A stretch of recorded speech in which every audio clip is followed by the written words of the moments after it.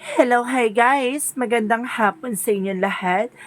This is Chin from Masigari Channel, a faith healer o Zamatarder. So ngayong hapon, natatagyan natin ang nagsasabihin sa inyo ng ating mga gabay. This is Archangel Michael messages for the sign of Taurus. So Taurus, welcome to my channel. Ano kayang messages, advices, sa spirit guides ang ating masasaga for today's video? Kaganina naman kayang messages, advices, messages ang ating masasaga for today's video. Kano naman kayang energy or kaganapan sa buhay mo, Taurus, ang ating mahagilap. So guys, this reading is a general reading lamang, hindi lahat makaka-resonate. Kunin lamang po makaka-relate sa inyo and comment down below kung kaninong energy ang ating nasagap. And of course, maraming salamat po sa mga walang sawang suporta sa aking channel. Lalong-lalo na hindi nag-skip ng ads. Naway pagpalain po kayo ng Diyos at may kapal, siksik tigdig nag-uumapaw, manubalik sa inyong biyaya. So guys, kumapit-kapit ka, ito na ang mensahe sa'yo ng ating mga gabay. Angel Spirit Messages, given information for the sign of Taurus. Archangel Michael Messages. Wow, get more information. Give me on one. Okay. Sinasabi dito na shield yourself, no? Kailangan mo daw proteksyonan yung sarili mo. Laban saan? Sa mga tao, kumbaga mapang-abuso or something, sa mga taong users or ginagamit ka lang, or some of you, there's shield yourself, proteksyonan mo yung sarili mo, no? Sa mga toxicities. And of course, there's a variable outcome, no? Papabor na raw sa'yo itong eksena na to. And of course, this situation is already resolved, no? Maaaring nasolusyonan na o maaaring masusolusyonan na ang mga problema pinagdaanan mo, no? Let's see what is additional messages for you. Paano natin siya ihimay-himayin? At paano natin siya i-elaborate sa inyo? There is a Three of Swords, no? There is a recovery. Makaka-recover ka na raw from the pain, no? And of course, there's a Nine of Pentacles. So, there's a blossoming abundance. So, talagang yayabong o lalakas ang negosyo, hanap buhay mo, no? Kaya siguro pinaprotection ninyo yung sarili mo dito. Sinasabi na protection mo yung sarili mo laban sa mga taong lumalapit sa'yo. Tapos, bubuduling ka lang. Ganon. And of course, there's a King of Cups. There's a devoted and supportive person, no? Additional messages. There's a Two of Wands. So, there's a Two Paths. So, ibig sabihin dahil mayroon ditong may two ways dito, no? Para makuha mo yung minimithi mo, talagang hangarin mo sa buhay, yung pangarap mo, no? May dalawang daan dyan. So, saan ka daan? Anong daan ang tatahakin mo dyan? No? And because there's a Ten of Pentacles. There's a long-term success and long-term investment. Tapos, there's a potential for abundance. There's a windfall for finances, ganon. And of course, there's a Five of Pentacles.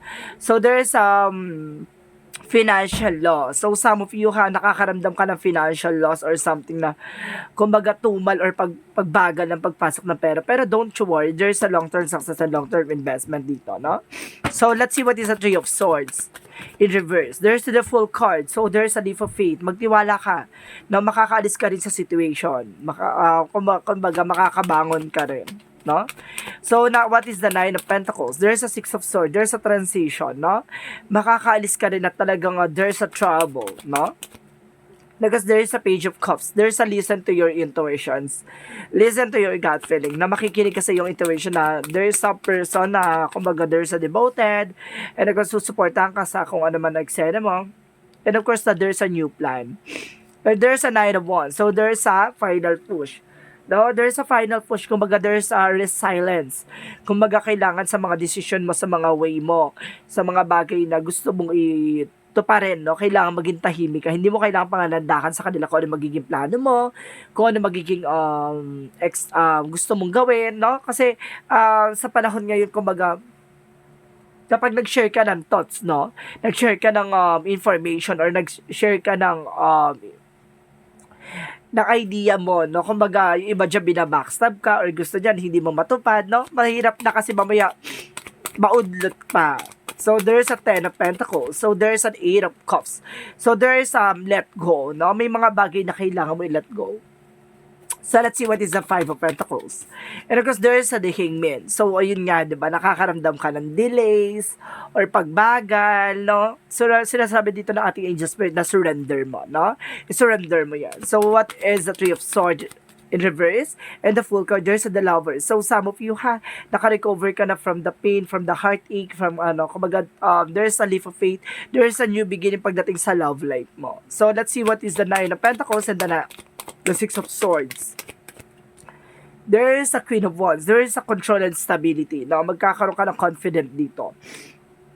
At yung confident na yun na magdadala sa'yo sa pagbabago. And of course, there is an Emperor. Mature enough and being grounded. Kumbaga, wow, galing, no? Kumbaga, from the loving person, from the innocence, tapos ngayon, you are also matured person, no? Kumbaga, hindi ka na basta-basta mabubudol, mauuto, kasi, kumbaga, sa lahat ng pinagdaanan mo, ngayon, tutong-tuto ka na, natuto ka na sa lahat ng yan. So, what is the Two of Wands? And of course, the Nine of Wands. So, there's a Strength card. So, some of you guys, there's a sinasabi ng lakasan mo ang loob mo, no? Maging matapang ka, lakasan mo ang pakiramdam mo. Hindi sa lahat ng hamon at hindi sa lahat ng oras, kumbaga mag-share ka ng ideas, no? Kumbaga sinasabi, maging matapang ka sa pagdidesisyon sa lahat ng bagay. So what is the Ten of Pentacles and then the Eight of Cups? So there's an Empress card, a revert. So magkakaroon ka na raw ng revert, no? Or a renewal, no? Or some of you, there's a fertility, no? Kumbaga, there's a feminine energy dito. So there's a Five of Pentacles and of course the Hangman. There's a Knight of Swords. So, magiging mabilis na raw to. So, there's a success driven. So, ibig sabihin dito na, naging mabagal man, nagkaroon man ng delays, pero at the end of the time, magsasuccess ka. Diba? So, let's see what is the outcome. Let's see what is the outcome. Ang pinaka-outcome naman dito is the Hermit card. A soul searching and soul enlightenment. Magkakaroon ka ng kaliwanagan dito. Don't you worry for that. Because there is a Ten of Cups na magdadala sa isang happiness. No, kaya pala sinasabi na protection na mo yung sarili mo. Share yourself. No, kasi may mga tao talagang mapang-abuso. May mga taong nandyan lang kapag kailangan ng tulong mo. Ganon. And of course, don't you worry kasi papabot din sa yung eksena. And of course, ang sitwasyon na to ay masusolusyonan as soon as possible. And of course, the Four of Swords, listen to your intuition and listen to your gut feeling, no? Marami man taong gumagawa ng hindi maganda, black magic, negativity, pero at the end of the time, there's a justice. Makukuha mo hustisya na para sa'yo, no? Kumapit ka lang, manalig at malampalataya. Walang ibang mas malakas kundi ang pagdarasal at ang Panginoon, no, na ating gabay. So let's see what is the Love Oracle card. There's a coffee cup, there's some information or conversation, meeting for a business, negosyo, and of course there's a karmic relationship. So some of you nakaranas talaga ng karmic relationship. Karmic relationship is relationship that has negative memories, no? Kumbaga marami kayong pinagdaanan. And of course, talagang sinubok kayo ng relationship, finances, career, and health, no? Ganun ang karmic relationship, no? Kumbaga maraming kang susubukin at susubukin kayong dalawa kung talaga magiging matatag ba kayo. Ganun ang karmic relationship.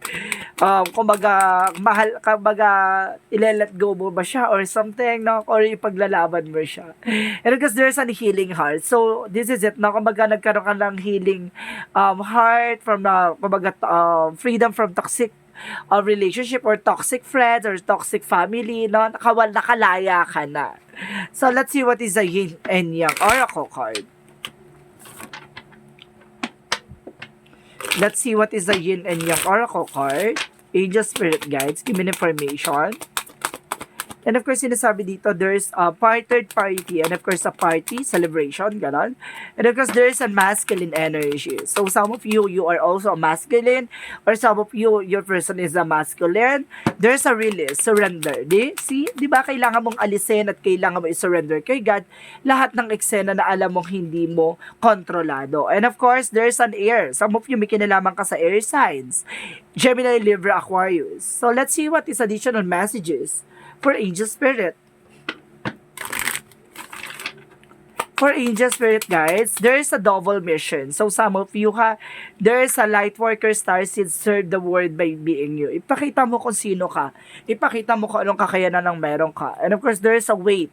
May mga bagay na kailangan mo antayin. Kumbaga, it's not yet time. Things are being woven, diba? Kumbaga, sa lahat ng panahon, sa lahat ng pagkakataon, kailangan mo pa rin mag-antay.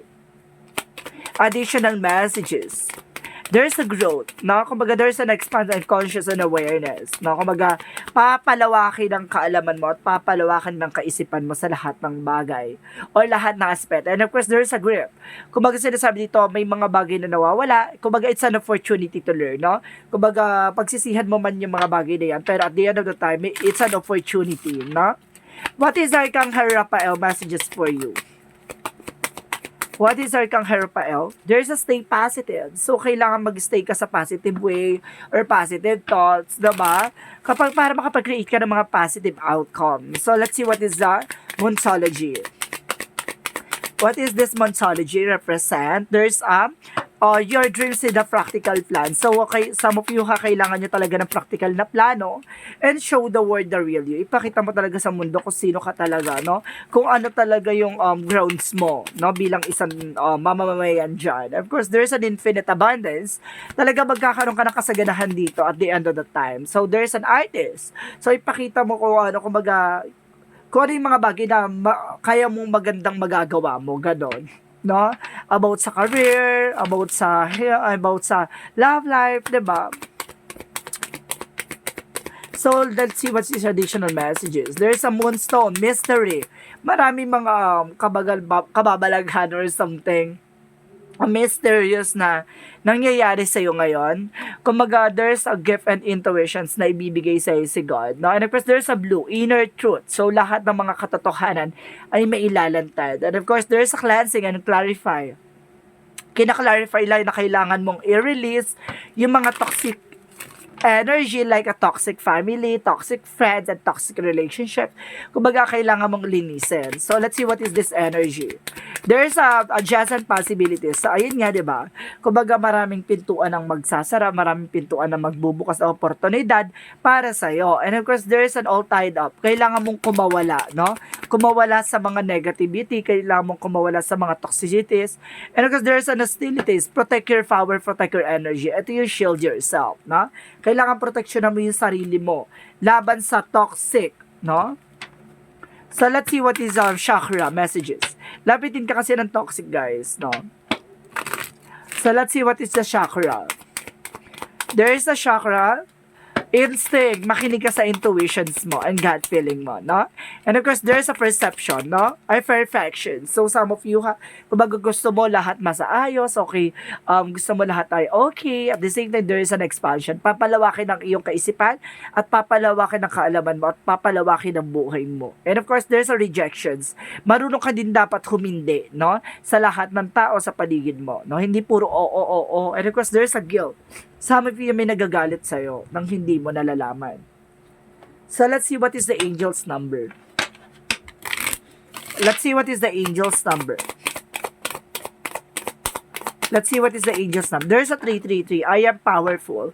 You are being called upon to use your spiritual gift as a light worker, assisting all of humanity. Live your trust and be positive light to others. So, ikaw ay magsisilbing kaliwanagan, no? And of course, you are also powerful kasi kayang-kaya mong ma-approach at kayang-kaya mo kumbaga, mahatak sila in a good way, no? Kumbaga, malakas ang charisma mo, ganun din, no? So, let's see what is the messages of life. I have faith in life. So, sinasabi dito, today, I give myself to life. I live in the here and now without concern for tomorrow, because God is always near and will never let me fall. My faith surrounds me with light, no matter the circumstances. I let go, having faith that life will always provide what is most beneficial for my soul. Ibig sabihin dito, nagtitiwala ka, no? Na lahat na nangyayari sa buhay mo ay may ibig sabihin at mayroong kahulugan, no? Alam mo na hindi ka bibitawan at hindi ka nilalagay ni God sa alanganin, bagkos ilalagay ka niya sa karapat-dapat mong kalagyan. Ganon. So guys, this is Arcangel Michael messages for the sign of Taurus. So, Taurus, maraming salamat for your wonderful reading. And of course, maraming salamat po sa mga walang sawang pagsuporta sa aking channel, lalong-lalo na hindi nag-i-skip ng ads. Naway pagpalain po kayo ng Diyos at may kapal, siksik diglig nag-uumapa o manambalik sa inyo. And of course, maraming salamat po, and see you in the next video. Bye-bye, and babush!